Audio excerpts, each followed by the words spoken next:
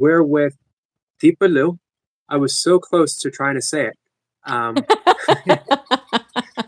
but but since you provided me an out, I decided to uh, take it. But thank you for that. Backstage, you and I were talking, and you said that um, the hardest person to forgive is ourselves. Yeah. And I was thinking, what a wonderful place to start our conversation. Why is that? Why is it so hard to forgive ourselves? Oh, well, our society programs us to think that we need to be perfect, and programs us to like be better, do better, look at what you're lacking. And so we get trained to mentally, verbally beat ourselves up, like that was stupid. What's wrong with me? Or these are things that people say to themselves. And it's a sign that they're not loving themselves. Yeah, nobody. I haven't met anybody yet who loves themselves perfectly. I don't love myself perfectly. I have days I do it well and days I don't. So, Right. but I've just found with working with people in my mentoring programs and classes that I teach that it's a common theme. That I see that they beat themselves up, and to practice forgiveness is to practice and forgive yourself for anything you think you did that was a mistake. And that forgiveness part is really important, I believe, in self-love and in self-acceptance. Right. Um, Deepa, so I know that you communicate with spirit guides, Yep. and if my spirit guide, if people in the chat spirit guide, um, what would they have to say to us about that self love, about that self forgiveness? Well, it depends on the spirit guide I check into. The interesting thing about my spirit guides is they come to me in a vision and meditation, and they come with a download of why they want me to create them into a portal. And the portal is a doorway to connect with that particular, spirit. Now, a lot of times people, because we all talk about on the yoga path, oh, oneness, oneness, and I totally believe in oneness. But on the yoga path too, like when you go to India, they have all these different gods, and they're representing different aspects of the divine. Spirit guides, same thing. So different spirit guides show up um, with a specific kind of what they see is happening in the world that they feel like people need to come to higher consciousness, I guess is the way to put it. So if I were to talk to, you know, Holy Mary, Mother of Love, or Mother Mary of Unconditional Love, which I don't have them all in view, but um, they would each have a slightly different message on the aspect of love. So Holy Mary, Mother of Love, talks about the most important love is self-love. And that you have to hold, like she's in this form of holding your arms around, and it's like you almost have to embrace and hold the arms around yourself and love yourself. You know, Mother of Unconditional Love talks about the practice of unconditional love, because we've, at least I know I have, and I think most people have been experiencing conditional love. Sure. You know, parents love you if you do well, if you behave, if you do what you're told, Right. Parents, partners, Yeah, uh, exactly. Yeah. and even our friends to an extent. We're given that condition. But truly, as you were saying with Mother Mary, love itself is unconditional. Oh, yeah, the energy, totally. Right. Like, of course, the miracle is about, there's either fear or love. And yeah, you're either coming from the fear or you're coming from the love. And I really, truly believe that. I watch people when I'm a big observer, and I'm also an empath, so I pick up on people's energies. And so many people come from fear, but they don't know they are. Do you see that? I do Yeah. very much. So Um, Go ahead. I'm sorry. I was going to say, I think that's one of the big things that needs to be healed in the world is that consciousness of coming from fear, and they don't even realize they are. It's not, realistic to think, oh, people are never going to have fear. It's hardwired into our physical body to help us survive. But it's the awareness to know when you're in it and how to help yourself so you can move out of it. Right. That seems to be a very important message that we would get from the Divine Feminine, um, channeled through Mother Mary. That I've talked to quite a few people recently who are experiencing an opening to the divine feminine in a way that um, uh, I don't know if we have before, or we haven't in quite some time, probably millennial, if not more. Um, is so? Are you? Is that one of the spirit guides that you're channeling? Is Mother Mary or Mary in the Mother Mary form of comes Mother to me in Mary? different forms. So I've been my wife, Frances Faden, you already interviewed her, Yeah, but she has this whole like 54 names of Mother Mary, and she asked me to kind of tune into that energy and create them. So I've been slowly creating the different forms. So I just happen to have one here. So, like, this is Mother of Sincerity, but she also has hearts of love. And some people go, well, they think of why would you have hearts with sincerity? And she gave me the download that, in order for you to be sincere, you have to be totally in alignment with what's true in your heart. Because what's true in your heart's right, never going to go away. So if you go from coming from your logical mind of this is what I think I should do, you're out of alignment at some level and you're not 100% right. sincere. Doesn't mean you're being a bad person. It just sincerity is at a 100% alignment of being in with what's true in your heart. And when I got that down, I was like, this is so true. That's how I know it's not me because I'm like, I never thought about this. I'm like, this is a download because I didn't never even thought about this. I forget who it was who said that the spiritual path, the distance to the spiritual path, is the distance between your mind, your thoughts, and your heart. That that's really the role of a mystic, is to come from what you said, that the logical mind to that unconditional lovingness of the heart itself.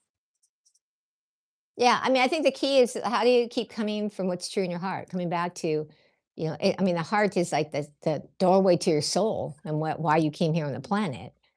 But most people, especially here in America, are coming from where their brain, what they think, what's logical, what's practical, what's being responsible. It's because we get. I was conditioned that way. It took a Right. lot for me to go. You know what? I'm letting this go, and I can still fall back into it when I feel tired or stressed or hungry. And I have to catch myself and go, stop, go do something to help yourself. Go meditate, go chant, go do something. It's good to have those tools, Yeah. because, as you said, you know, all of us, no matter how long we've been on the path, no matter how long we've been practicing, um, there, if you're in a body, you're still going to have triggers. You're still going to have an ego response. You're still going to have fear. But our practices give us a viable alternative. Yeah, but don't you find that the longer, like I know the longer that I've been on this spiritual journey, because I really believe awakening is a journey. People talk about, oh, I want to be awakened, and they look at it as a destination. And I'm a person Right. that says, oh, it's a journey. It's you get why most people get off the spiritual path is because they think they're looking for this, like snap awakening, and it Right. happens for most people step by step by step, and sometimes it's so little that they can't notice that they're actually becoming more awake. And even then, we want to keep that the carrot and the stick. We want to keep it dangling so that we can stay pursuing and never actually have those. You have one awakening moment and you become an awakening junkie and you want to keep chasing it and chasing it. I actually wrote about that this morning in my blog, that when I practice forgiveness, true forgiveness, when I'm meditating, I'm as awakened as I'm ever going to be. Um, and all it takes is that instant, that one moment, and our lives are filled with those moments. So we just string them together. Don't worry about anything else. Just keep forgiving, keep meditating, keep praying, keep opening and opening and opening, and everything will fall into place the way it's going to fall into place. Yeah, but I think it's important to acknowledge when you are having experiences of it, not like acknowledge, like brag about it. Acknowledge to yourself, because what I've seen with a lot of clients I've had that I've worked with is they diminish the progress they're making, and so then that makes them go, oh, well, why isn't this working? And well, but it is working. Look, when you started, you were here, and now when you're Right. here, you're this, and they're like, Oh, yeah, because they're not acknowledging it, they think it's not working. And so, I think back to, when my wife first met me, I've been doing a morning and evening spiritual practice for, I don't know, 35, 40 years, and, she asked me when we met, which was 25 years ago, "How do you do this every single day and every single evening? Like, what keeps you consistent?" And I said, "Oh, well," she goes, "Don't you ever not wanna do it?" I said, "Of course, I'm human." She goes, "What gets you to sit down?" I said, "Because I noticed the little improvement." I go, every Right. little improvement or every little experience that I have of like feeling joy when I first sit down that I didn't feel it, but I felt it at the end, or peace that I said, I'm like, I feel better. I go, and so that keeps me coming back because I know even if I don't want to do it, if I sit down, I'm going to feel better after. I said, so if you can acknowledge the little wins you're making, you'll stay on because you start to see, oh, win, win, win, Right. even though it hasn't been, oh, I'm, like awake and for never going back, but you see the wins. And that's what has kept me practicing every morning, every evening, because I look at the little wins.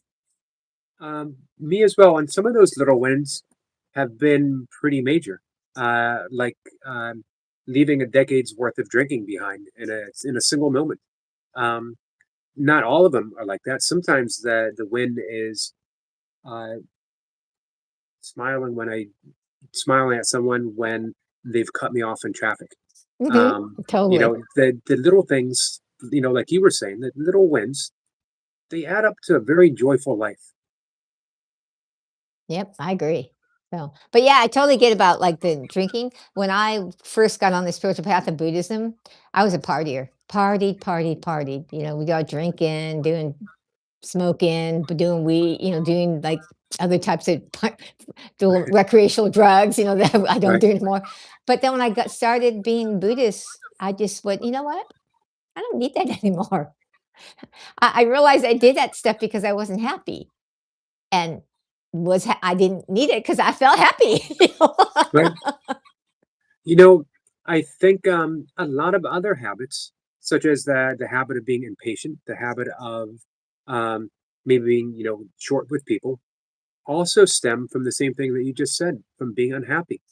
That when we're truly happy, with that same kind of unconditional happiness that you were saying about love, um, that we want to keep coming back to it. We want to keep being nice. We want to keep being kind. We want to keep being forgiving. Yeah, totally.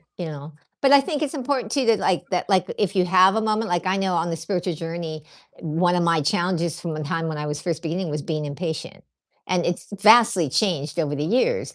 But um I can still sometimes fall into it, and it's like, well, how can I forgive myself because when I do it, I don't like that I do it.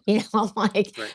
but I go, oh well, let me forgive myself. You didn't sleep well last night. And not that I want to have excuses, but I'm like, let me have forgiveness and step back on that, commitment to be compassionate, be patient, be loving, be joyful. Speaking of little wins, just being aware that we're impatient, just being that's a big thing because Hmm. I wasn't always aware.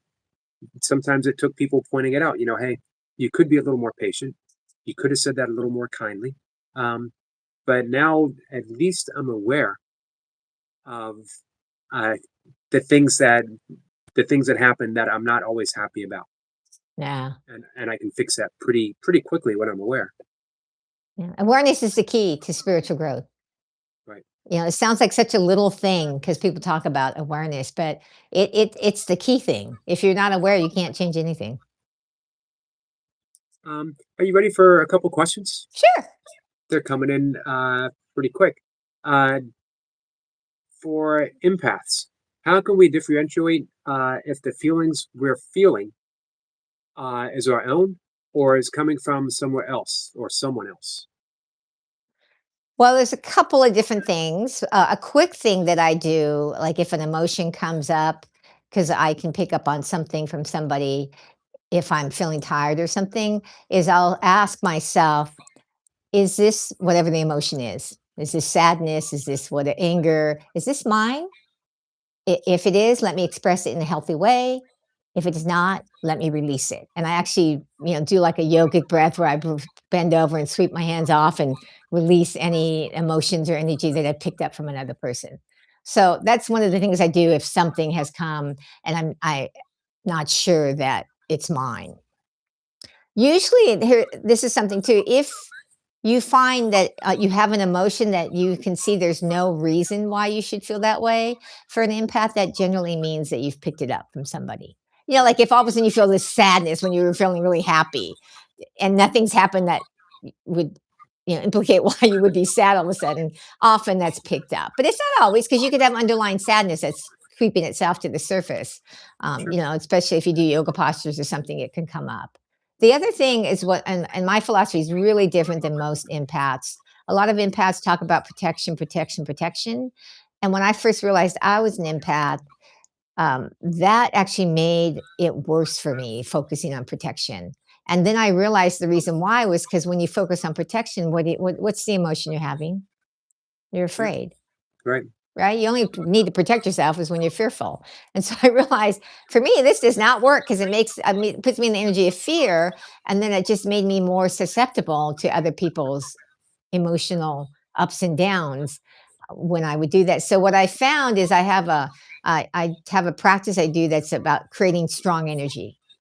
In fact, I'm working on a product that is not done to help people make their energy strong, because if your energy is strong as an empath or even highly sensitive, any spiritual soul, okay, then you may know what the person is feeling. Like I know what people are feeling, but I don't take it on.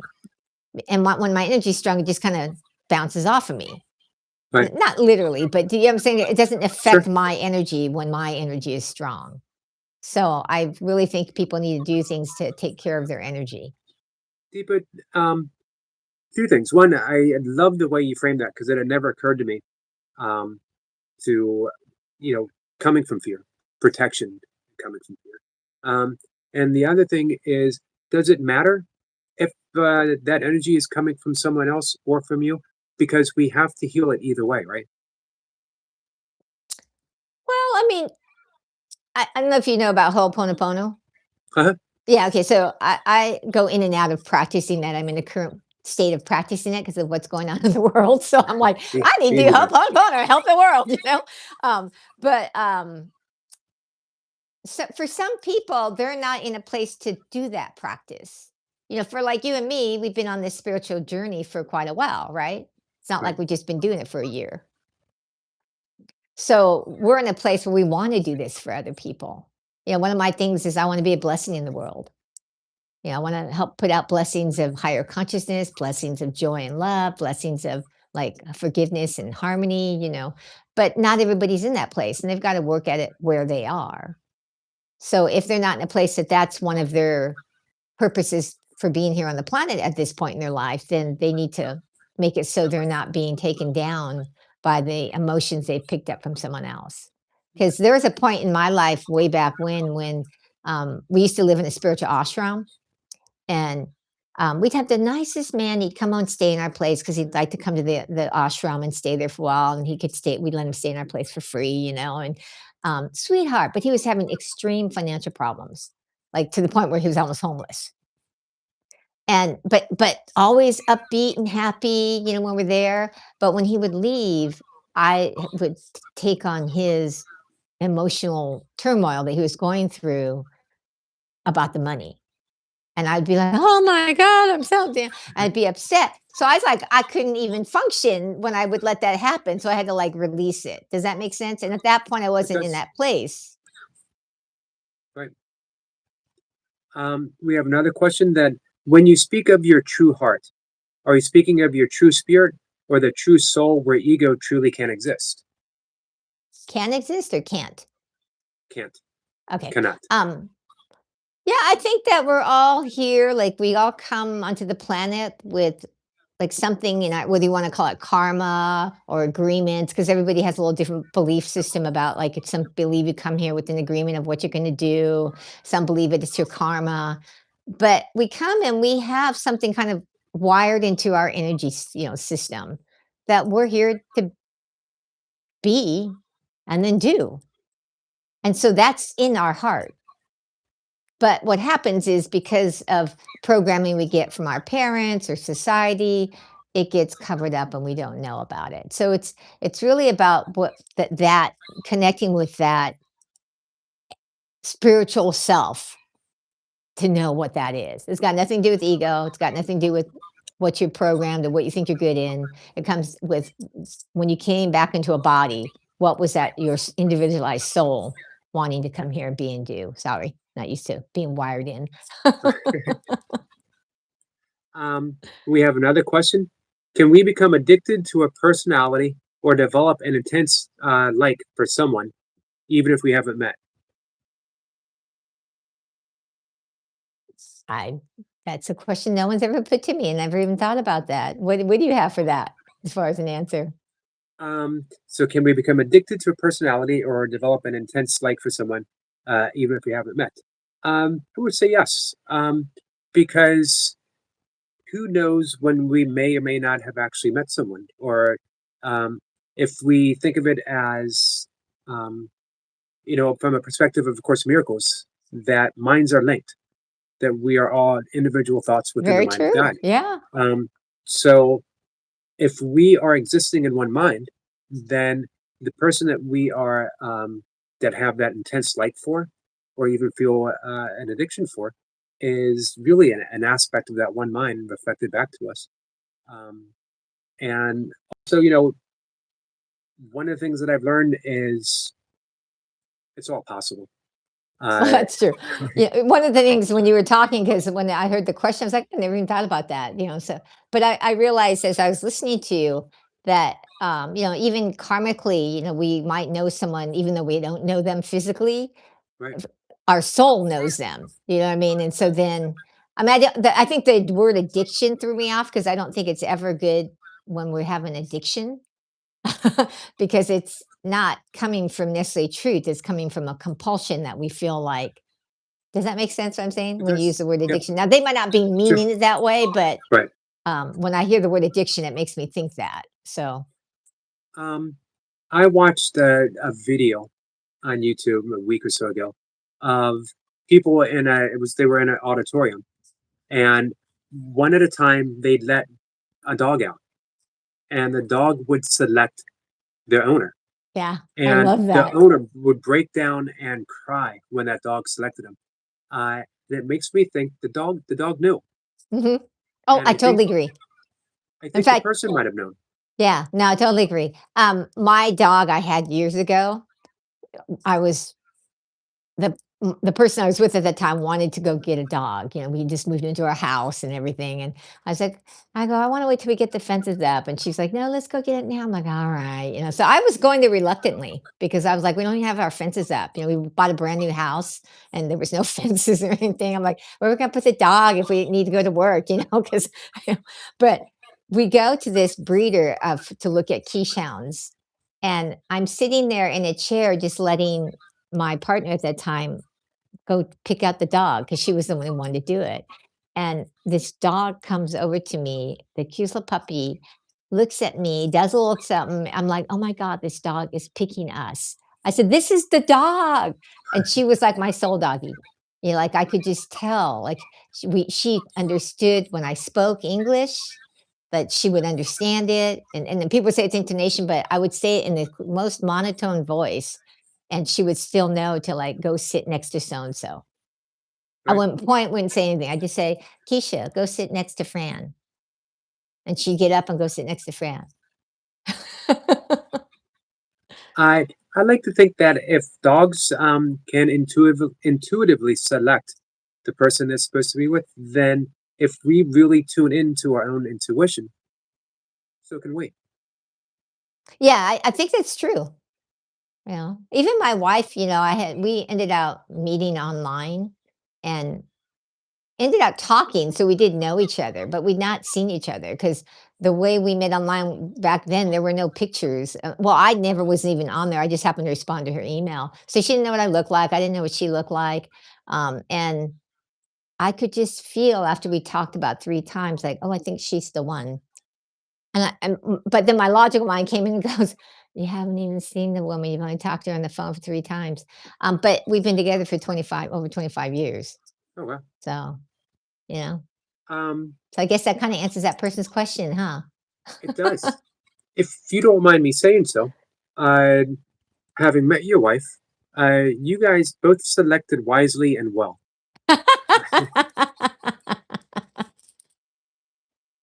Um, we have another question, and then after you answer this, I want to get into um, as you are a creative mystic, and we've been talking about mysticism. I want to get into the creative aspect as well and your artwork.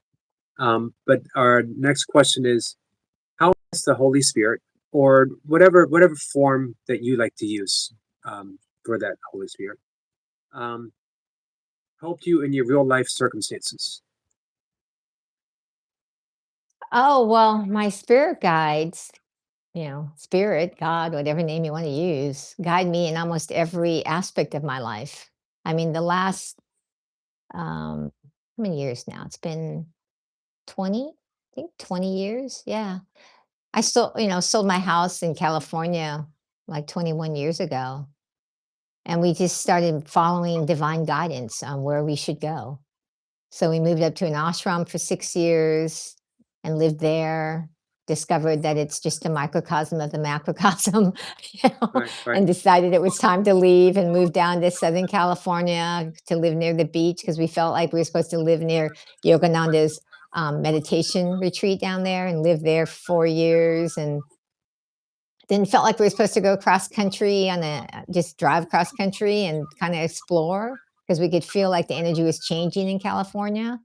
And so we did that, and then we came out here in the East and stayed here and been out here since then because it's felt right. So s whenever I have a major question, I'm always asking my spirit guides their guidance and listening, you know? I wondered that when I talked to Francis, how spirit led you to from California, uh, beautiful sunny California, Everybody asks this. and I was born in Pennsylvania. I love Pennsylvania, uh, but um, wha- how and did you have a moment of seriously Holy Spirit from Yeah, well, California to Pennsylvania? yeah, well, like spirit speaks through my feeling nature because I'm an empath. So I've always had this unusual gift of being able to like find parking spots by feeling the open space. I mean, this has been going on even before I knew I was an empath. I just thought I was weird, like I could do this weird thing. But but it got to a place where in California we could feel like things weren't really working the way they had been. I was born and raised there. But we could just see it, like, something's not like, it's not clicking the way it was, And we friend had wanted to go drive cross country with me for years, so we said, "Let's go do it." And I could feel like, "We're gonna drive cross country, and I'm gonna get a feeling of where we're supposed to be." And by that point, she had gotten to trusting that when I get that feeling, we're going there, because there'd been times in previous to that, that I had gotten said things about places, and she's like, we're not moving, and then we end up moving there, so she's just kinda, like, trusts it now. So we were driving cross country, and I honestly thought it was gonna be, like, someplace in Oregon or Washington or, on the Colorado on the West Coast, but we stopped here in Pennsylvania to, visit her sister because her sister was living in Pennsylvania at the time, and I got that feeling. I said, "I don't think you're gonna like to hear this." I said, "But I've gotten the feeling." She goes, "You have?" "Yeah, here in Bucks County." "I can't tell you why, but I feel like we're supposed to move here for a while." So we did. And when we did, like, our business got better. And what's weird is our business is totally online. All of our coaching is done through Zoom. Nothing's in person. So why would it matter? But we Right. were supposed to come here and we just saw, oh, everything's like clicking for our business and things. It was working out better. So Well, I really do love Pennsylvania. Um, I, again, I was born there. I'm a state away. I'm in Maryland. We would visit all the time, so it's a beautiful state. So, yes, Holy Spirit, your spirit guides, um, they did some good picking, and yeah. I'm glad you found your way there.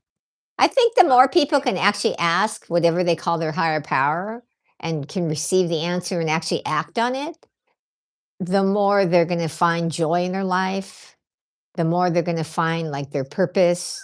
Because there's breadcrumbs being dropped in front of us, and you won't find that purpose or that joyful feeling unless you follow those breadcrumbs.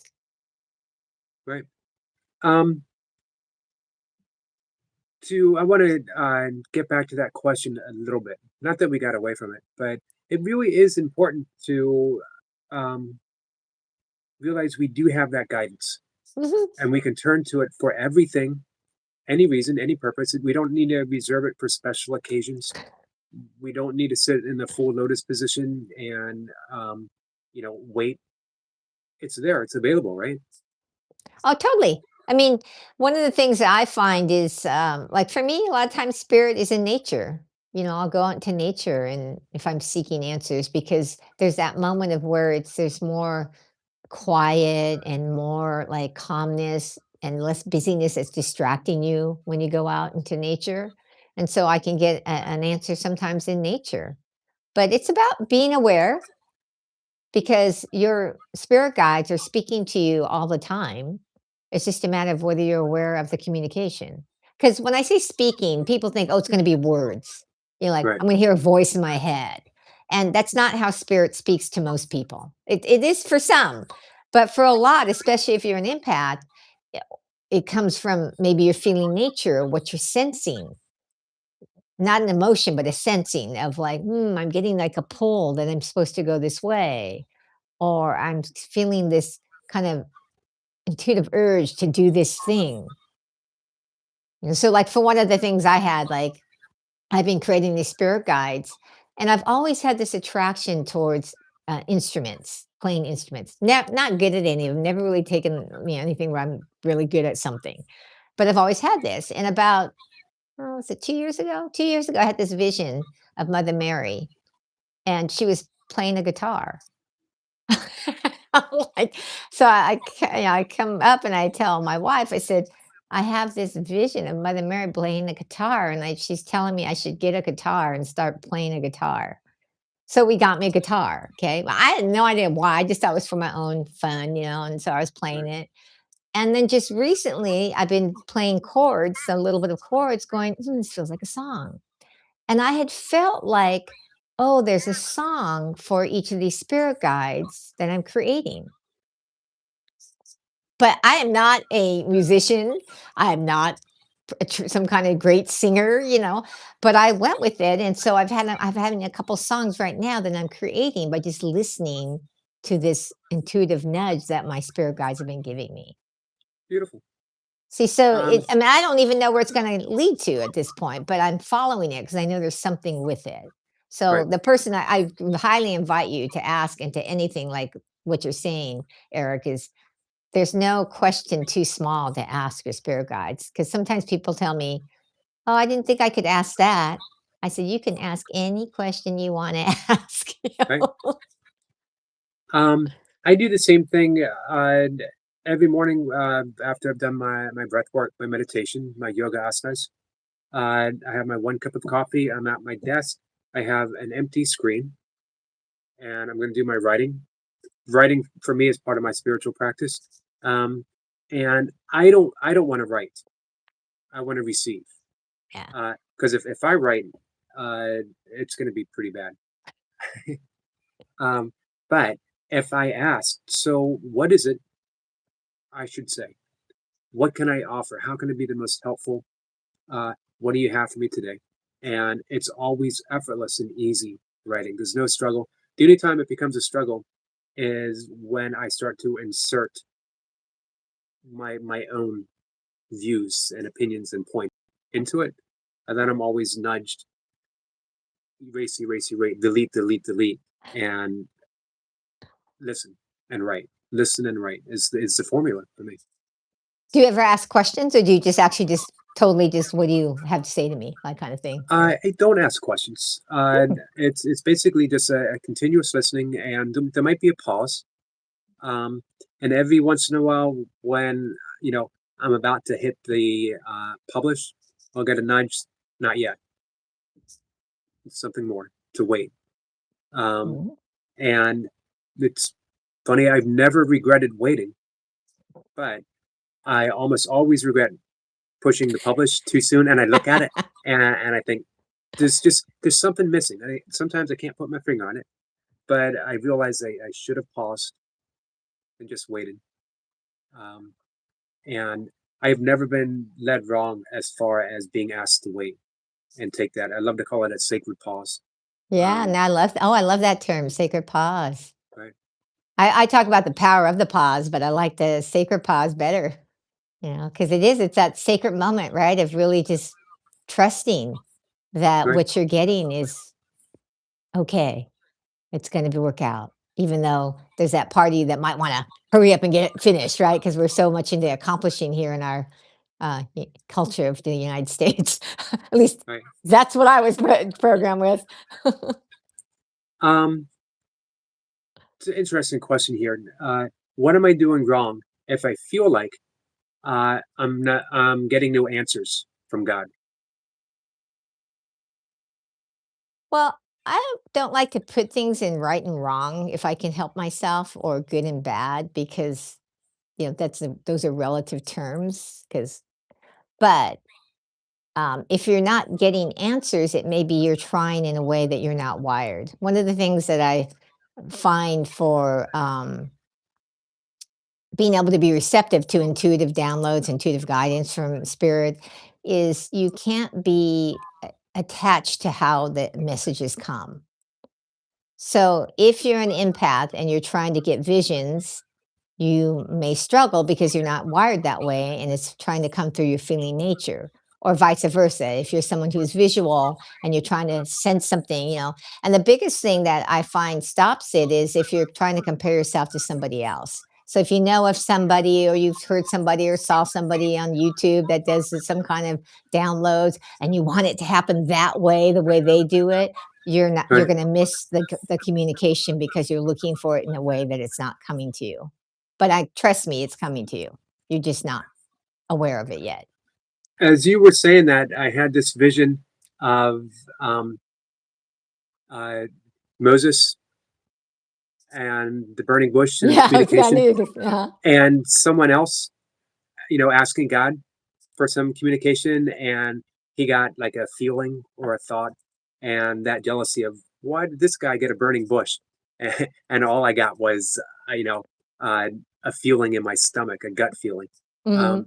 we do have that tendency to we make our demands of how we want it to come through. Um, show me my path, but make it one that I really, really, really want.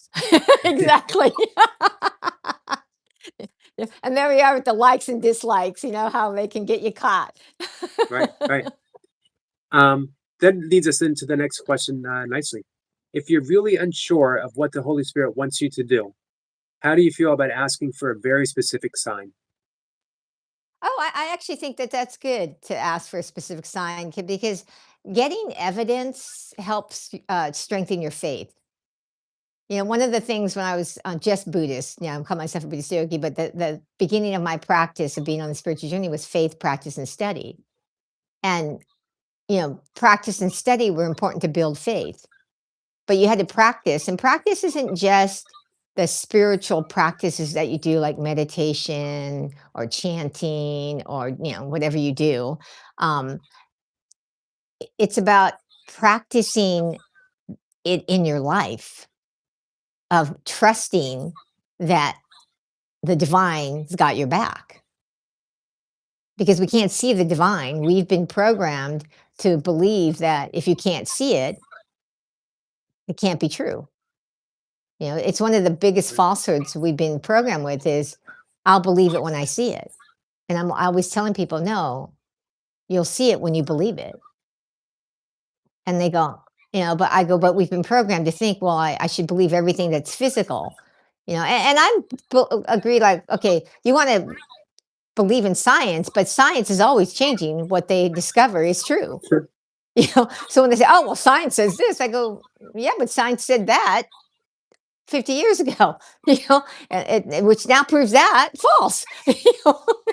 Right. So you have to be open and say, "Well, the spiritual is actually more powerful than the physical." we were talking backstage about um, only having our interpretation, and it's the same with scientists. And scientists can have a very useful interpretation. That their interpretation has brought us, quantum physics and cell phones and big screen TVs and you know all kinds of stuff that I'm assuming a lot of people like. Um, but it's still an interpretation. It's not the whole. Science isn't the whole story. It's just a slim uh, vision of a particular branch of scientists, and it could again be very useful and very helpful, but it's not the entirety. And then what they discover also gets influenced by their consciousness and their perspective of what they're Right. trying to prove. If they're trying to prove something, then they're going to be looking for that to prove it rather Right. than what's the truth.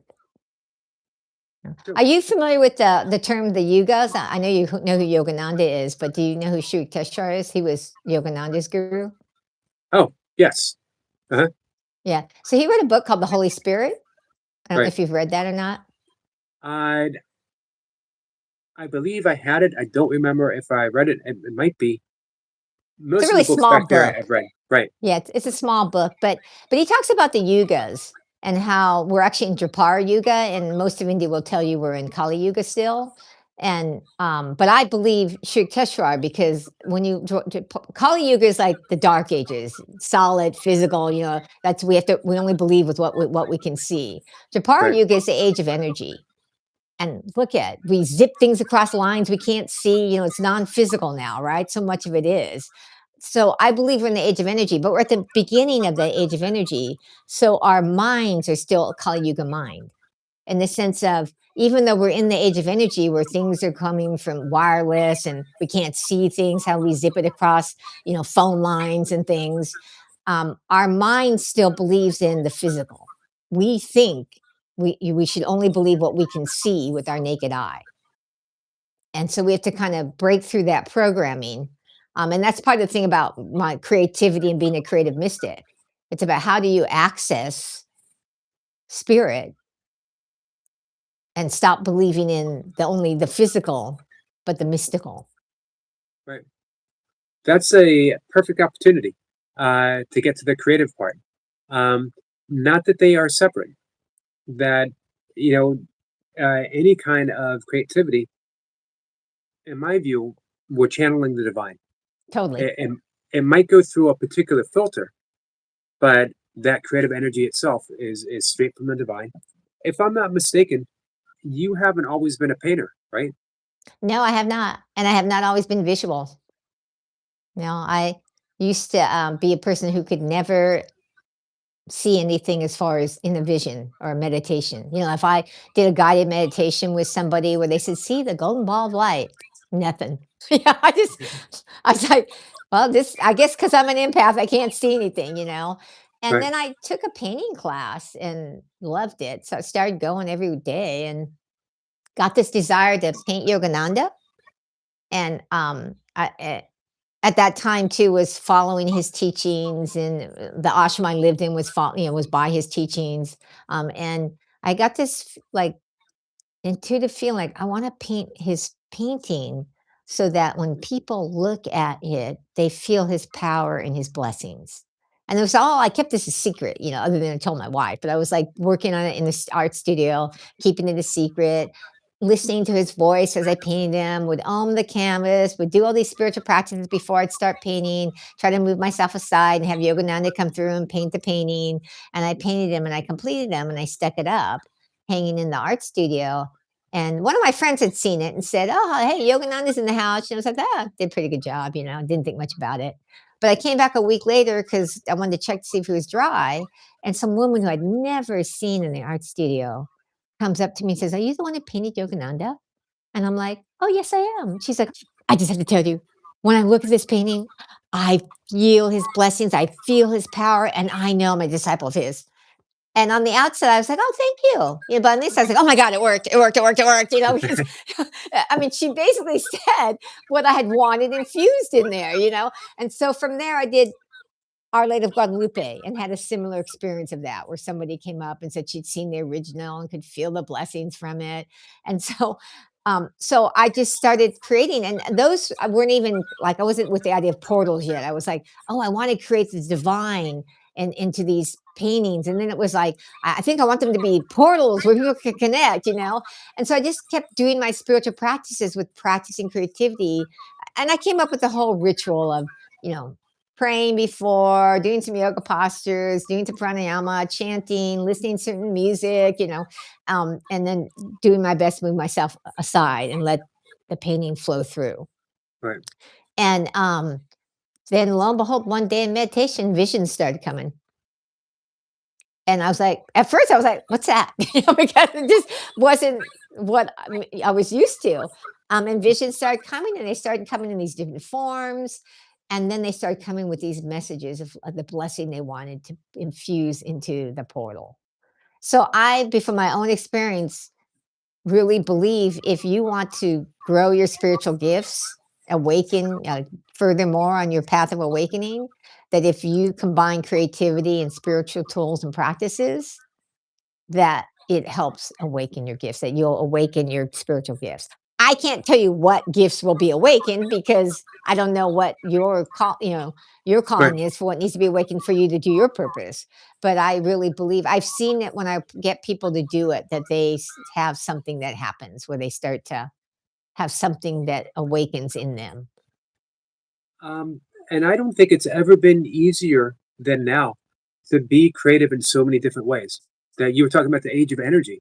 We've been given a lot of great gifts to enhance our creativity, to further our creative means and skills that we never had before. People who always wanted to be musicians who now have musical tools um, that can bridge the gap from maybe they weren't allowed to take music lessons as a kid or they gave it up or whatever. Uh, Now there's ways of getting that creative energy that is within us that might have been stuck forever. Now we have a means of expressing it. Yeah, well, that's the beauty of YouTube. You know, you want to learn something, go look on YouTube. You almost always can find it. You know, isn't that the Right. beauty of it? Because you can totally do that. But yeah, I think the creative process, whether it's you like to woodwork or macrame or knit, whatever it is, you can invite spirit in. You can invite your spirit guide in to work with you, and who knows what can be created because Right. everything that we create is already created. We're just bringing it from spiritual form to physical form, Right. but it's already in existence. So in the, you're tuning into the ethers and getting a download of, oh, I want to make a sweater, and I want to make a sweater that is somebody's, whatever, and armor or, heart opening sweater or something that, and you can infuse that energy into the sweater, and so there's infinite amounts of things you can do, spiritually and practically that you can create that can Right. feed your soul, your spiritual growth if you just Um, start to do creative acts. I'm often asked about a spiritual practice that people can easily do uh, that is gonna really change their life. And I always suggest one, getting up a little earlier than you want to, getting that early morning sunlight to your eyes. Um, in the yoga traditions, Brahma Muhurta, the hours of God, um, and go out and take a walk in nature because the fractal patterns in nature and the sounds, our body starts to respond to it. And we're put in that light alpha state, the meditation state, just by being out in nature. Nasal breathe, um, and then come inside and do something creative. And it doesn't matter what you're called to do. It could be origami. It could be writing haikus. And I had a friend who drew circles in a notebook Mm. Yeah. um, because for whatever reason, he felt drawn to draw circles. And each circle was almost calligraphy style. And he would do it every day, notebook after notebook. And it didn't matter, but do something creative. Um, Yeah, and the thing, well, you said it, Eric. is, your friend who did circles, he was called to do it, and that's the important thing is what are you called to do? Like, Right. you have to listen to yourself. And when I say listen, I'm not talking about words, I'm talking about listen to what's your body communicating to you, listen to, any kind of urge that you're having that's not an addictive urge like go drink, but I'm talking about like that, oh, you feel called to this, or I feel like for some reason I'm supposed to do this.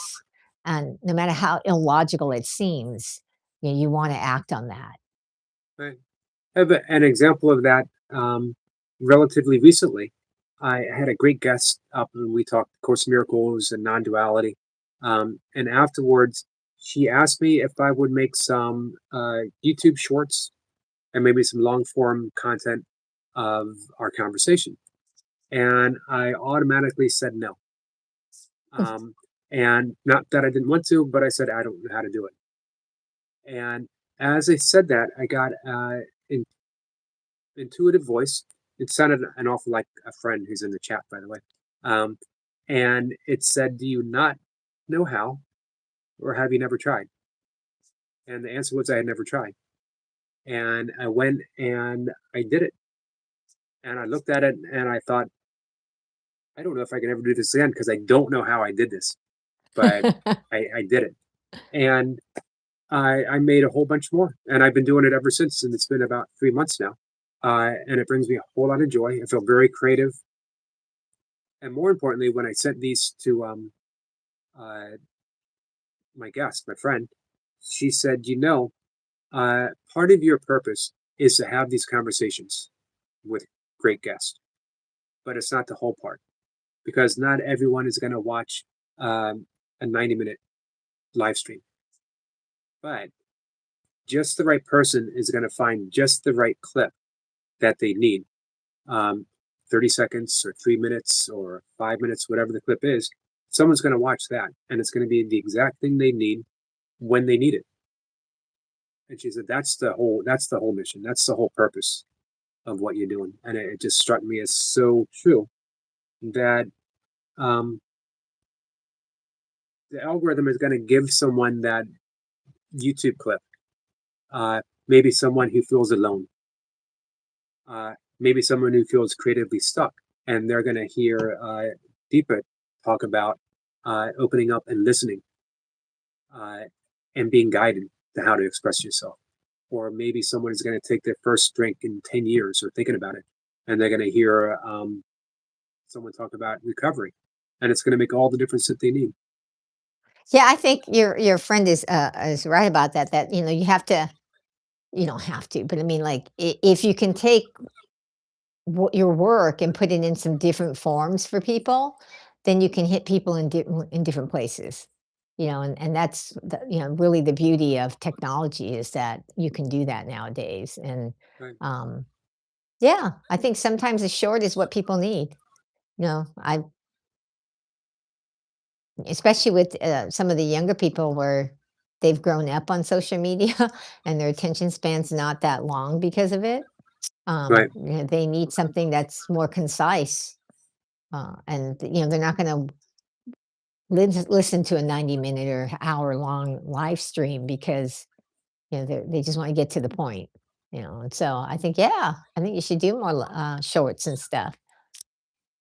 Well, thank you. Of Yeah, the points that are important. I Yeah. find conversations like the one that we're having is filled with those moments that I want to capture. So there's going to be uh, a lot of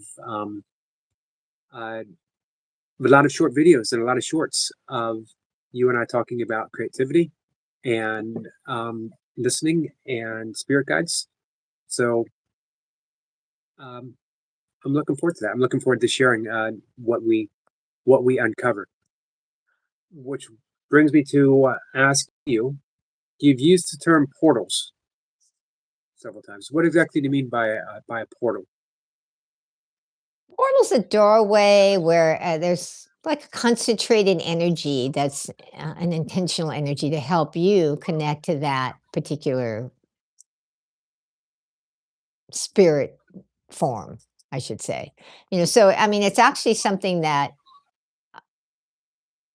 has been around in the Greek Orthodox churches for a long time where they don't call them portals, but they have icons, and they create these icons and they get prayed over and venerated and and blessed and some of them like start to weep oil.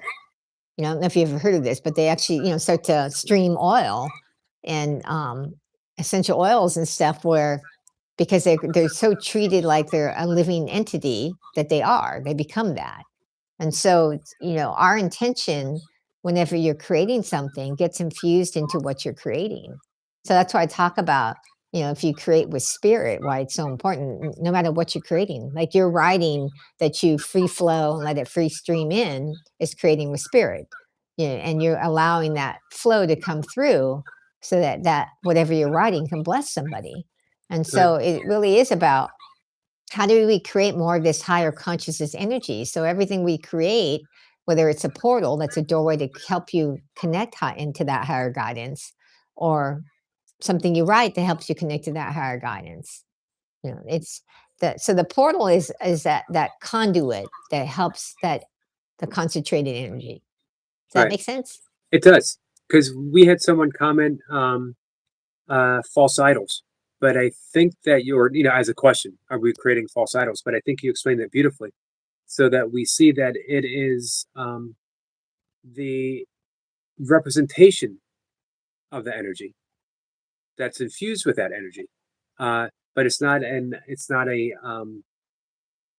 false idol. It's the um, I'll let you explain it better than me. So if someone were to say, are you creating false idols when you do that? How would you answer that?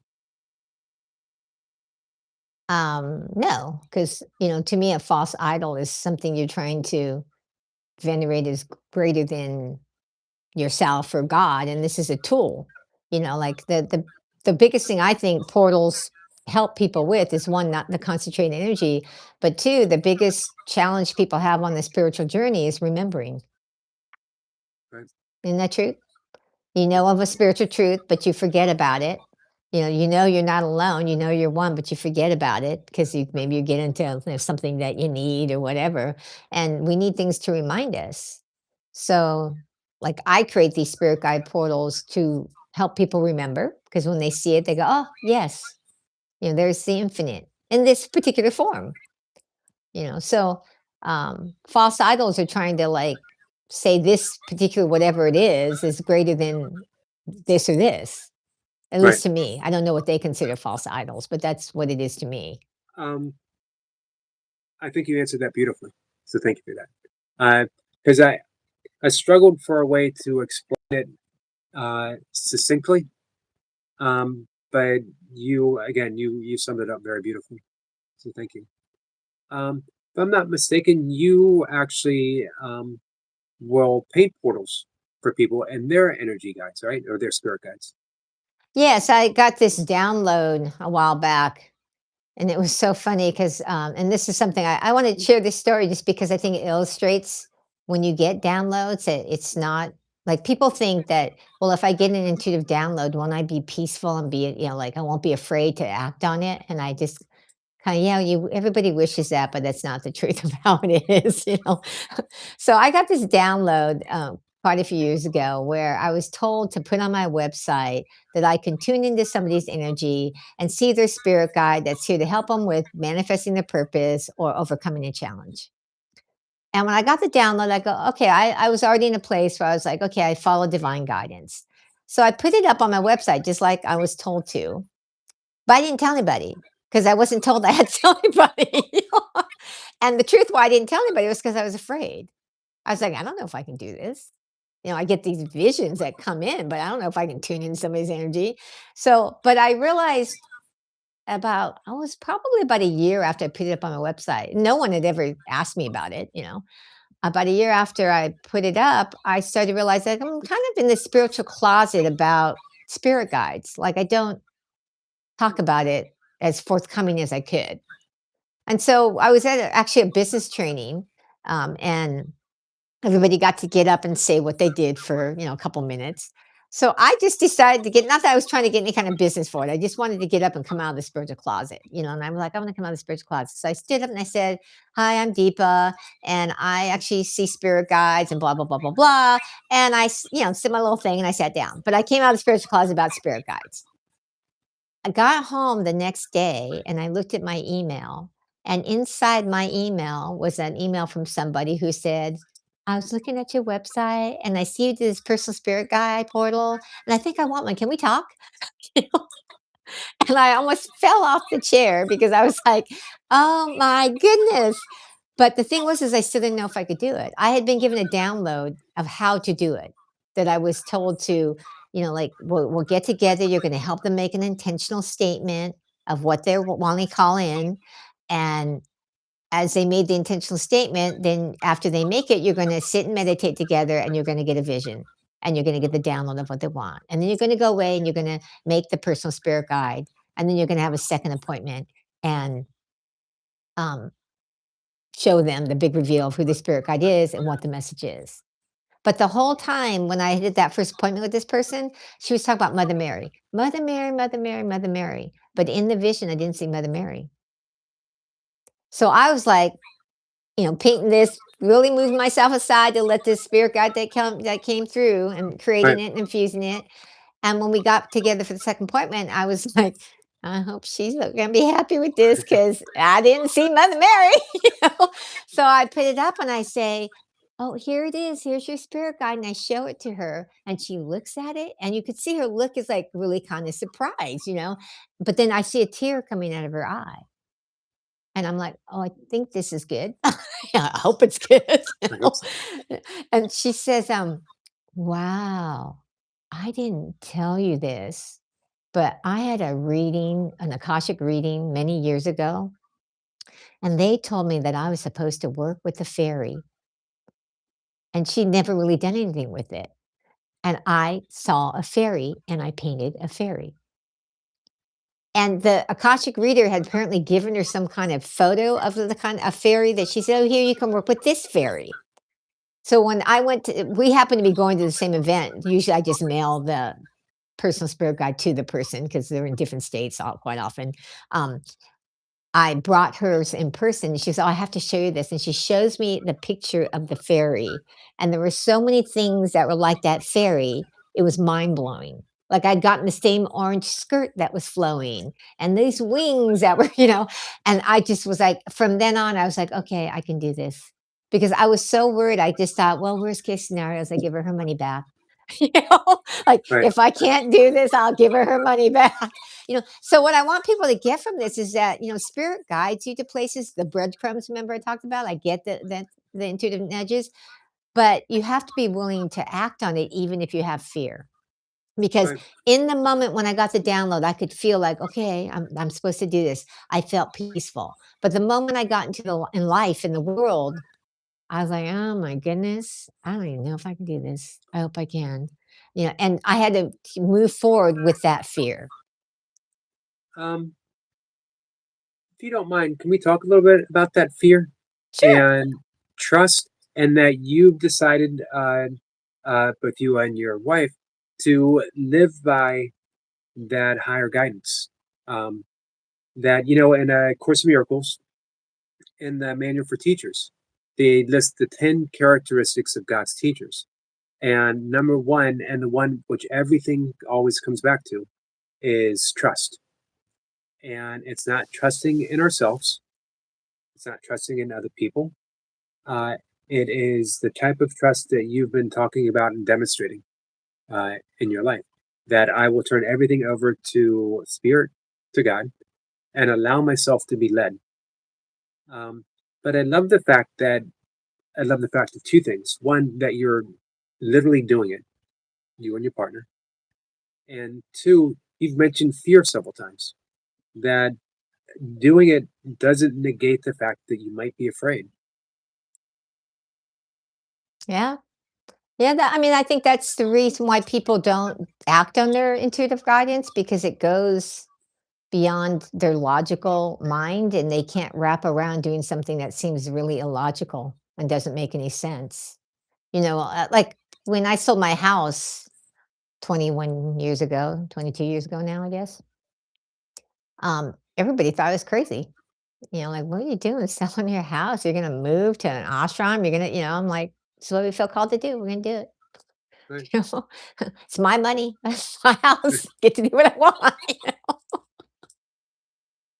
So, so yeah, it's you have to be brave too in the sense of you're gonna go up against family members that think maybe what you're doing doesn't make sense, Right. and they might be doing it because they love you, but they also go do it, I think, because it makes them uncomfortable. So, can I ask you, has it always made sense to you? Meaning, like when you were guided to do the paintings, when you were guided to uh, pick up a musical instrument, did you, outside of the fear, did you like think this makes no sense? For one, I'm not, you know, when you started painting, you had just taken some art classes before. Um, have you ever been, for lack of a better word, befuddled by what spirit is asking you to do? For a case in point, Pennsylvania. Um, Well, of course, I mean, like with the spirit guides, and they wanted me to put in the personal spirit guides, I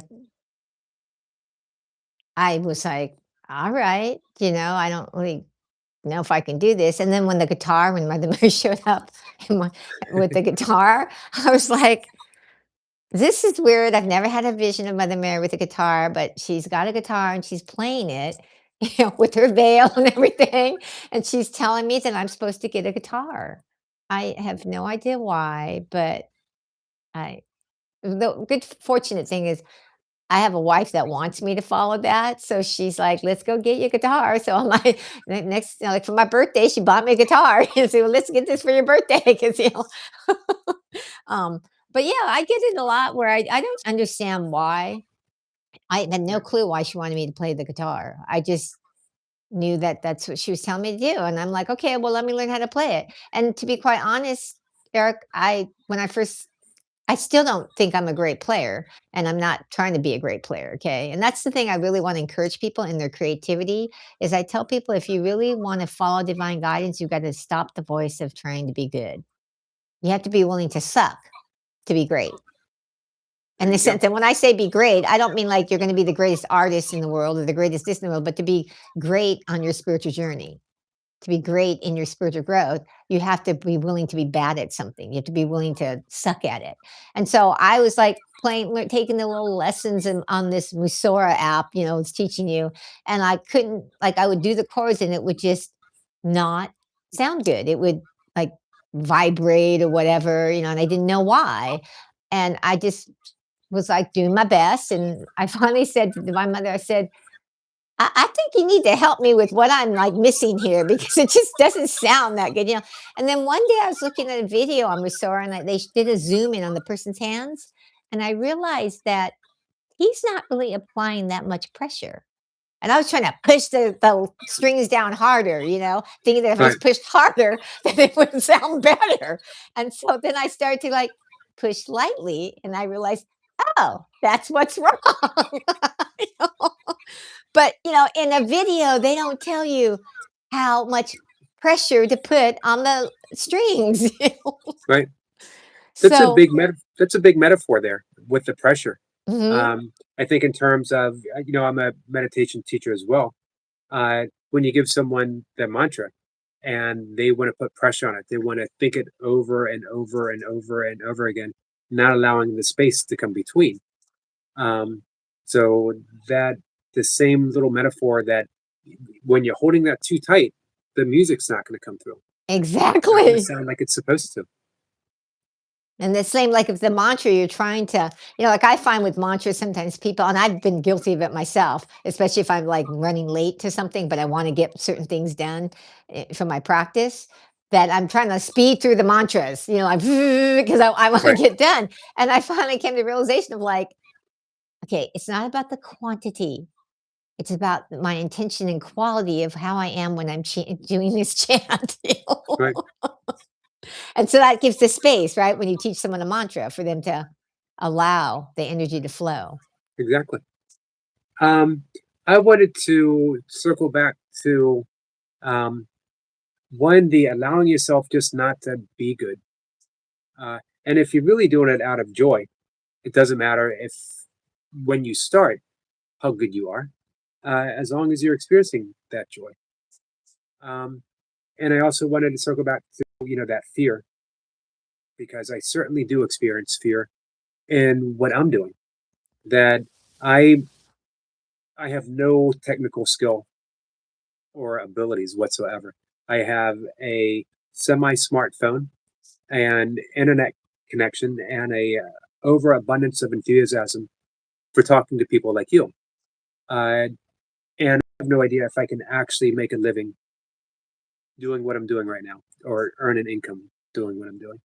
Um, so there is that fear, uh, but I definitely feel on point and like I'm doing my purpose of what I'm supposed to be doing right now, and I'm definitely willing to not be very good at it. So Well, from a manifestation point of view, you'd want to just what's the desired outcome you really want?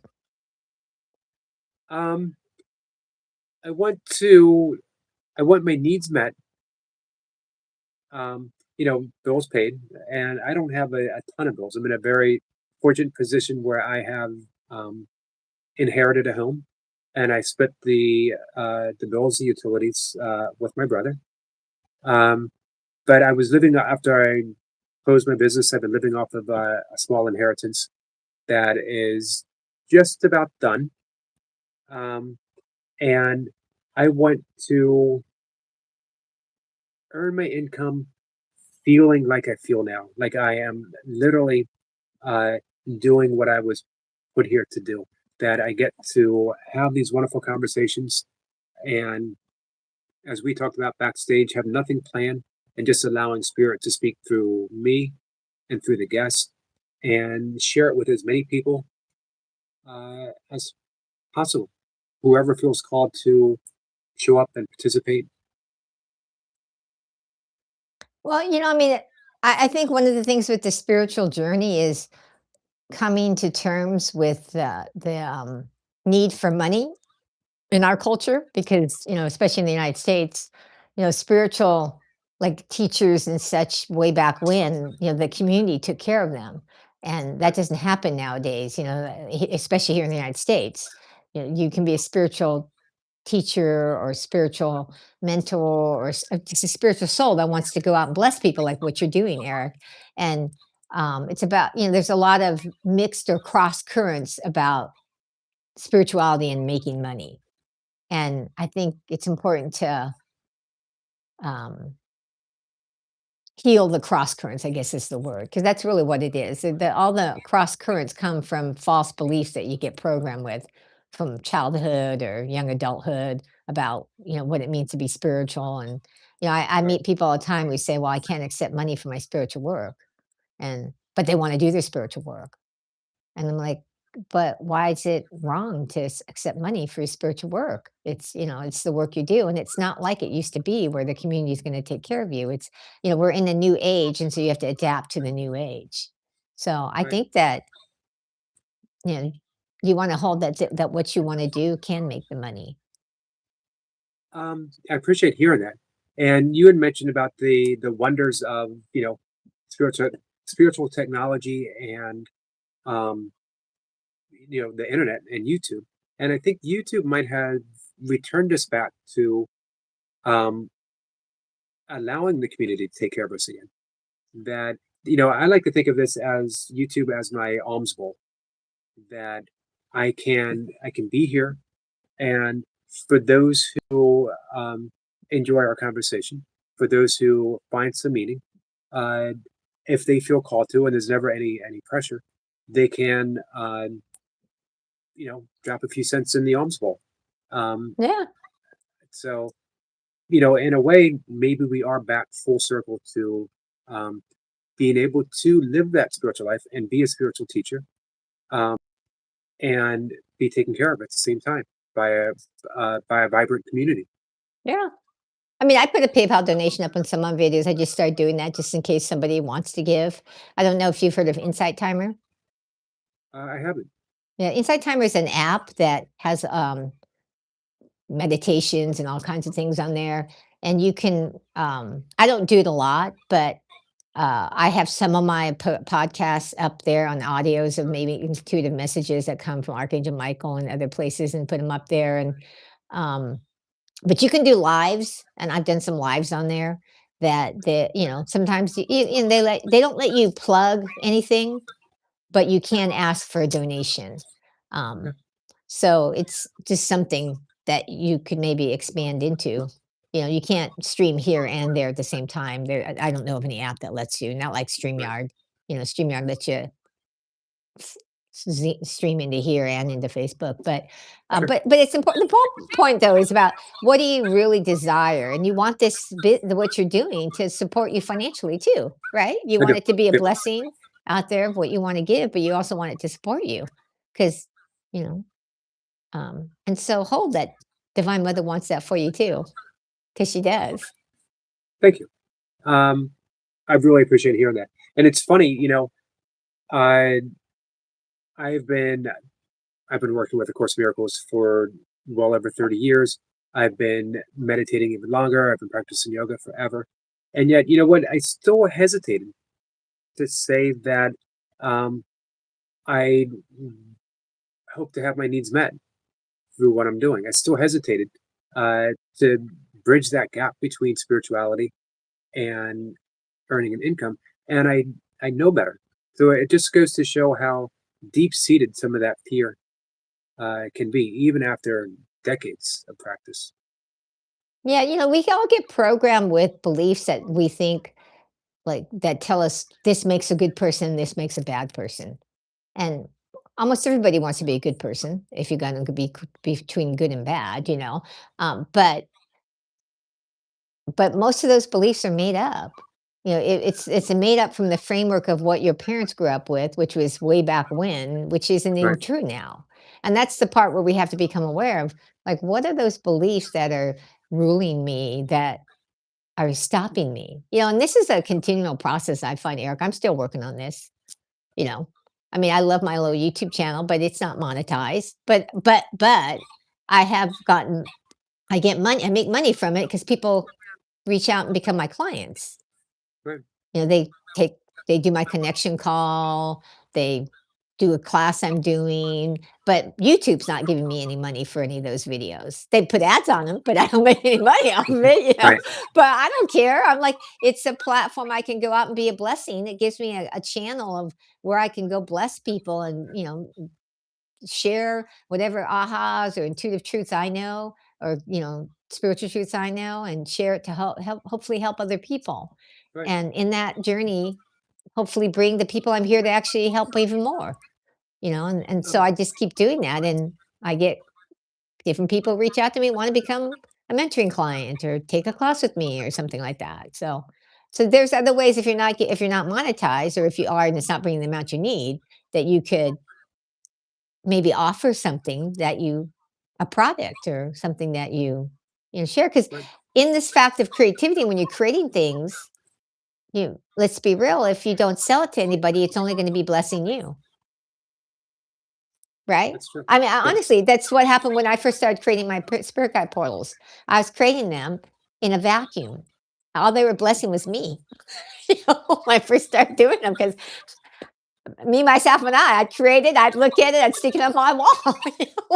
It wasn't until I'm like, okay, let me make clays out of them. And then some people start buying them on social media, with the clays, the reproductions. And then I was like, oh, and then I got that download about, the personal spirit guide. Okay, and I do that now, and then I've always done some coaching, but I started to bring my spirit guides came to me and said, we want to be involved in your coaching. And that transformed the way I worked with clients, because before it was me doing this, but there's my little system I created.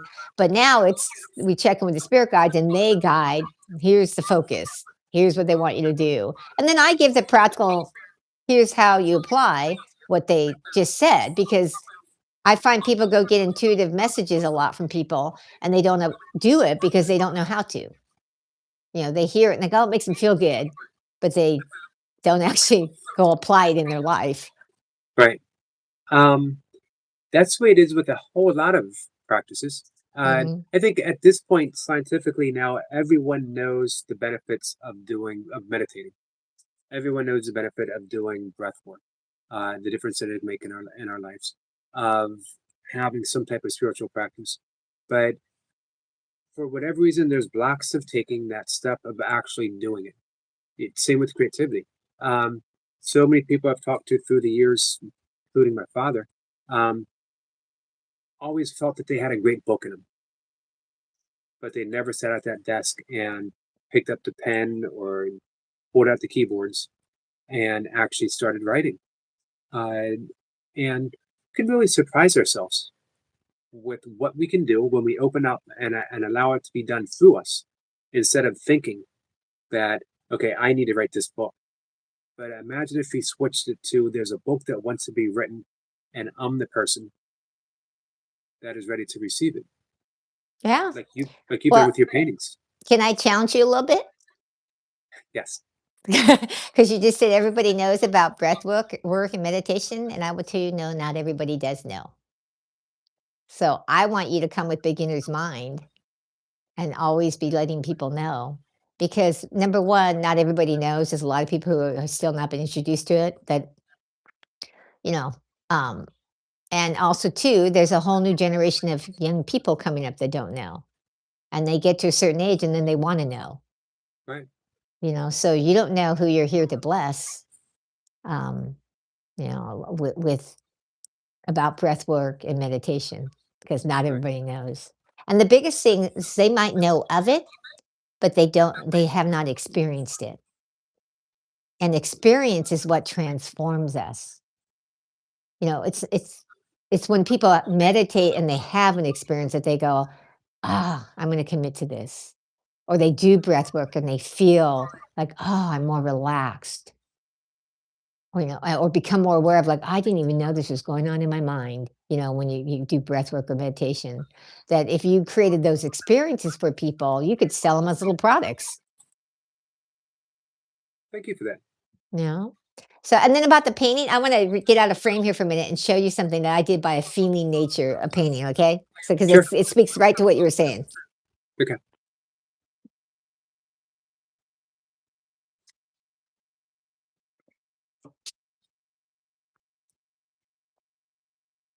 So, this is my heart chakra angel.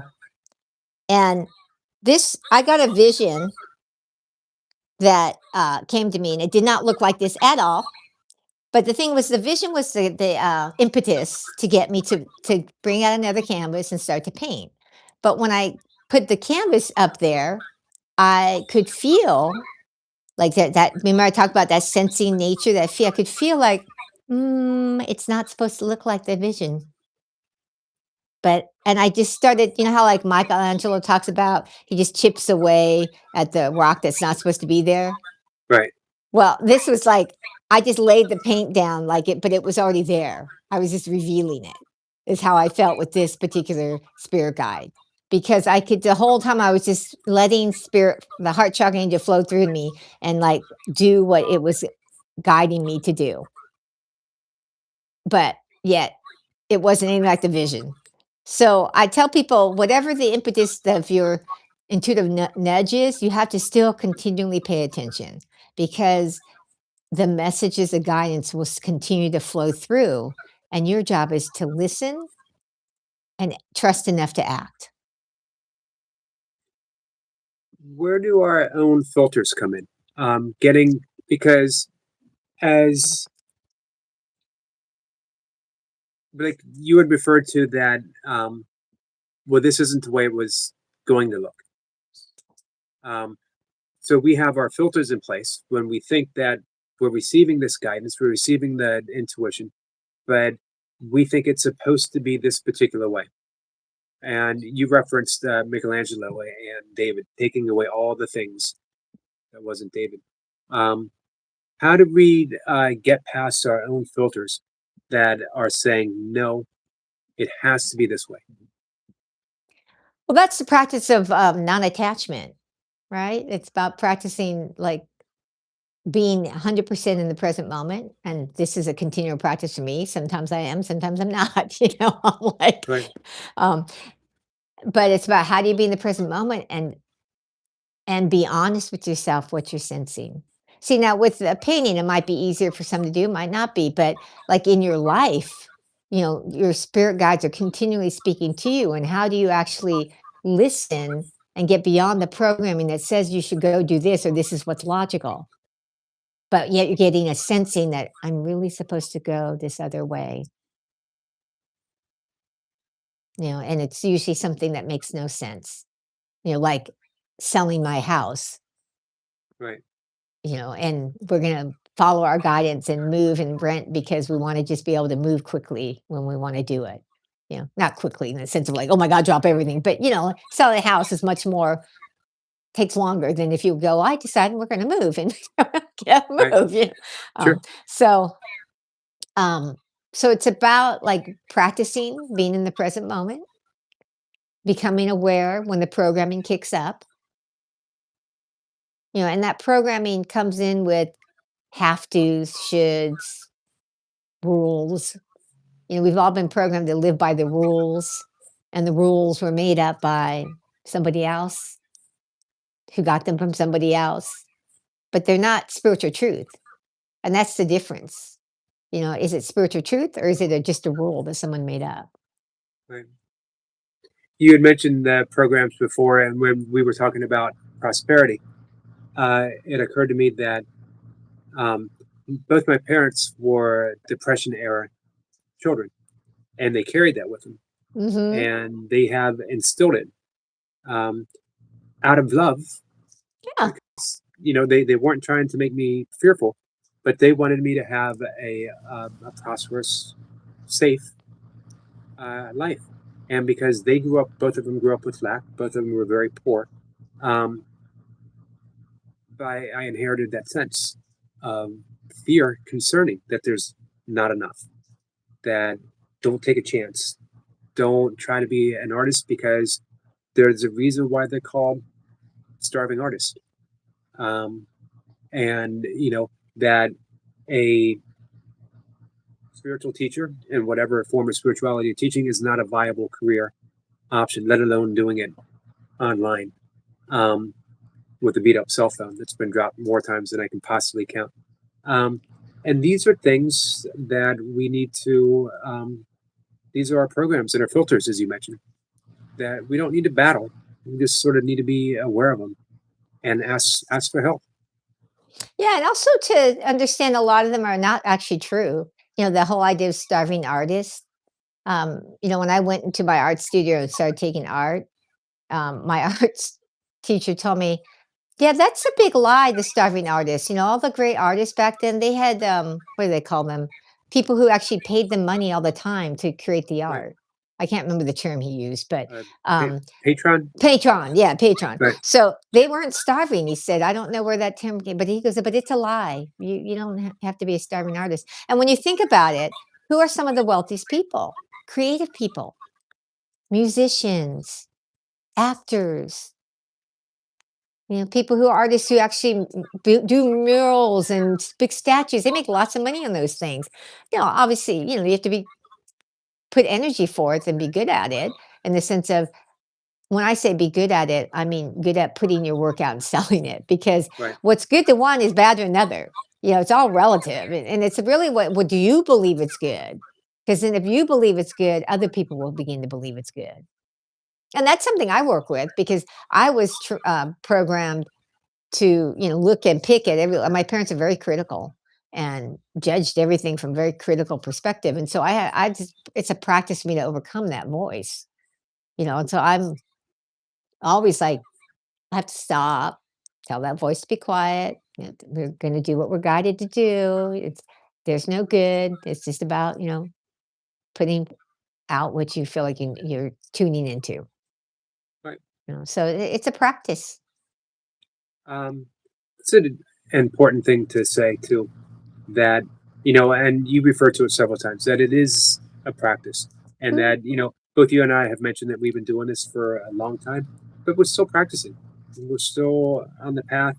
we haven't reached any point where we've let go of all the fear, but uh, we also have reached a point where we're willing to keep going forward. And I think if you reflect back, you probably have less fear than you used to, don't you Oh yeah, think? I know I for do. sure, for sure. Yeah, I have less. I'm calmer. I'm more patient than I used to. Yeah. There's so many ways I see how I've grown. And I might still hold some fear into what I described about what I'm doing, but it just occurred to me right now, you and I talking, but I'm doing Mhm. it. So, That's and the that's a important part. You move forward with the fear. right. That's an important thing. Uh, you know that fear does not have to inhibit uh, living your dream. So, Yeah. I mean, uh, the first law I ever learned when I became Buddhist was the law of cause and effect. And, over the years, I've had different levels of understanding about that. And this is like the most important law, if you want to manifest in your life, if you want to grow spiritually, is to understand this law of cause and effect. And, when I first got on the Buddhist path, I thought the cause and effect was all the causes I made, that I had to do it. And and then when I started to realize about the oneness of everything, I started to realize, like, oh, okay, well, I don't have to do it all. But then I started to realize that the first cause is my consciousness, how I'm being at that moment. That's the cause. Now, that doesn't mean you don't have to do something in the world to, bring something to you, but the initial cause, like if you want it to be successful, is what are you being when you're doing the thing? And some days I'm really good about being present and that I'm being in the right energy and consciousness that I want to be. And some days I'm not. right. Um, So, but we can keep practicing, right? yeah, that's practice, is how you improve. Exactly. Um, so Deepa, we have hit the hour and a half mark, and Oh, it's been wow. a wonderful conversation that's flown by. Could we take a minute or two before we wrap things up to what is it that you let's talk about your website, what you're offering, a little bit about your YouTube channel. Because we did have someone ask, a friend Xander in the stream, are you still offering the portal paintings? Oh, yeah. No, definitely. If they're interested in doing a connection call about because they're interested in a portal, they can connect with me. It's complimentary. They just go to deepalu.com/gift Okay. and they can sign up for connection call and tell me in there what they're interested in talking about. Because, you know, and then we can connect and talk about it and And see. we will have all of that information. I believe I have most of it in the description, but I'll add everything, including your YouTube channel. Um, and you also offer a coaching service, right? Yes, I do. I do. It's a mentoring program, coaching mentoring program.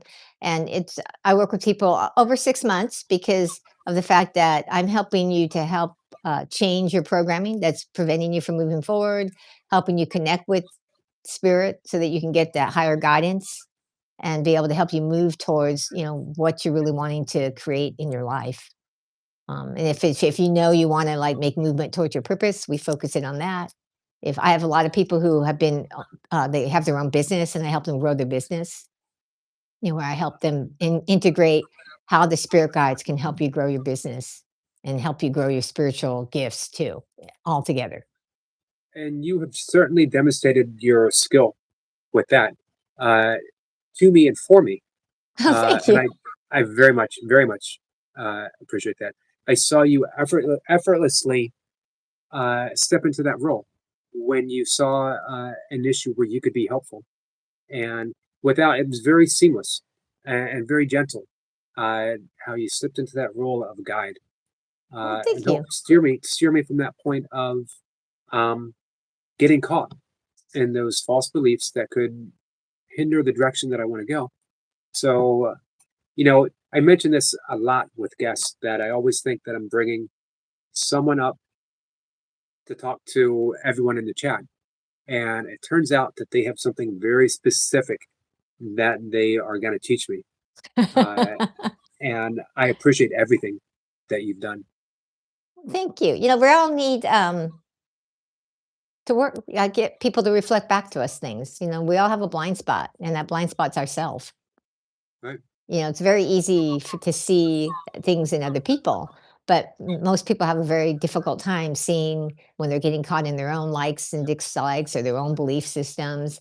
And so that's when you work with a spiritual mentor coach, that person, the spirit guides are here to reflect back to you like where you're getting stuck or where you're limiting yourself. And it's not about beating stuff up. It's about just making you aware of, that's why I gently say, well, can I challenge you a little bit? Because Right. Sure. it is challenging for people to hear that they're caught in a limiting belief.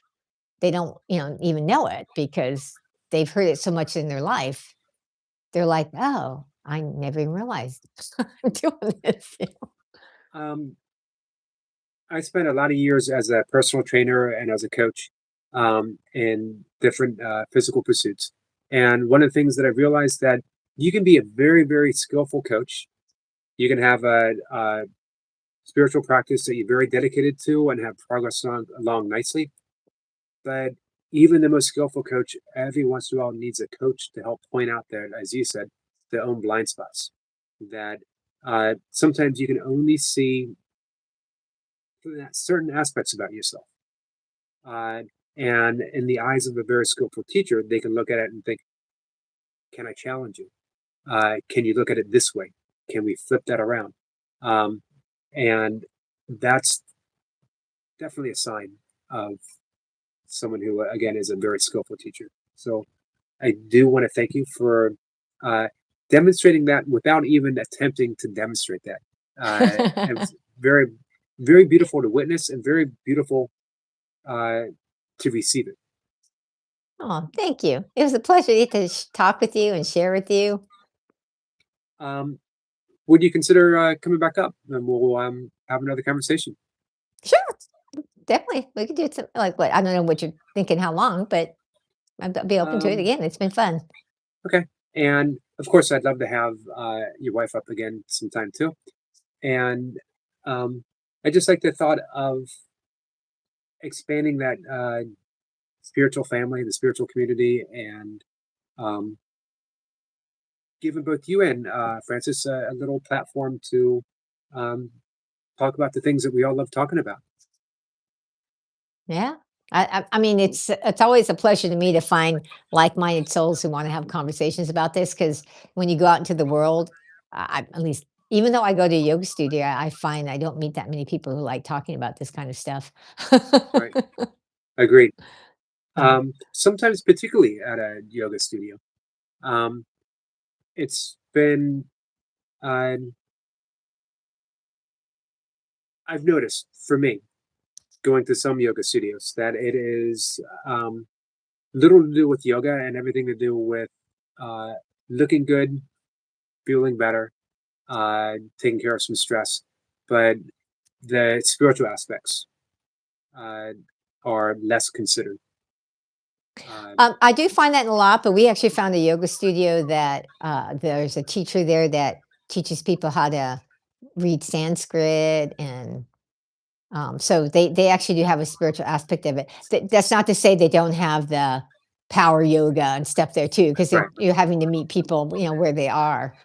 But she's been a great find to have her because uh, even though I've been on the path for a long time and lived in an ashram, I can't read Sanskrit. Right.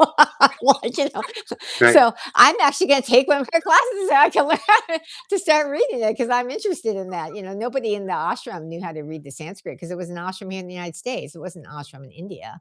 Right. So I'm like, "Woohoo," now I can go learn to read Sanskrit. I always tell people, as a yogi, the only thing that is worse than my Sanskrit is my English. Um, Well, uh, honestly, Eric, I took one of her Sanskrit classes, but she didn't have, like, an absolute beginner one, but she called it an all-level class. And I said, after taking it, I'm like, I think maybe I need to learn my English grammar better to understand Sanskrit me both. grammar. You and me both. Because she kept using like, phrases that were English grammar. And I'm like, I'm not sure I know what that is. I'd be in the same boat as you for sure. Um, Cool. So we've answered all the questions and everything? I think we have. Okay. Um, and by the way, very great comments on your art. Beautiful. Lots and lots of comments on how beautiful it was. Oh, thank you. I And wanted to you, show these 2 just because I knew I'd probably make reference to them at some point, in our talk. So, um, right. I thought, "Well, let me sit where they can see these 2." I have, you probably won't be able to see it. I have a little altar up top from the Self Realization Fellowship that has Oh, yeah, I can see it prayer there. hearts on I it. can now that you see it, I do see it. Yep. And then in the Yeah. bottom, I have Autobiography of a Yogi down there. Yes. Um, and that is a very, very soulful representation of Yogananda that you've done. Well, thank Um, you. you can literally feel the energy, uh, just especially in the eyes. So very, very beautiful. Yeah, everybody tells me that about the eyes. In fact, I've had people tell me, um, I feel like his eyes are following me because I done something one time, like in a New Thought church, where I brought a couple, like some of my portals in and did a little experience for them to connect with the portal and to see if help them get their own intuitive message from the portal, from the spirit guide of the portal, Right, and so like 3 people in there said, I feel like his eyes were following me, and I got intuitive guidance that I'd never gotten before, and that's where I go, "Okay," like, I don't make this stuff up, people are telling me, because when I right, first started doing it, I thought, like, "Am I just making this up?" Because but I kept coming through. That's the ego telling you, like, trying to stop you. Our ego's always trying to keep everything the same, your subconscious programming. The ego wants safety, security, sameness. So that's how you can recognize when you're caught in that is if you see it, a voice is trying to, get you to not move forward, keep things the same, bringing up your fear so you won't go forward. That's your ego, and it's just trying to keep you safe, but it doesn't want anything to change. So when I right. see that voice coming up, I'm like, I need to move forward. Like, Everything serves, doesn't it, in some yeah, way? Even the ego in that sense. yeah. You just have to know that's what's happening. When you can be aware that that's what's happening, then you know, okay, this is what I need to do. Right. So, Beautifully said. yeah. Um, Deepa, could you give Francis my best? Yes, I will. And thank you both so much. All right. Thank you. Take care. Take care. Blessings. I'll see you guys later this evening.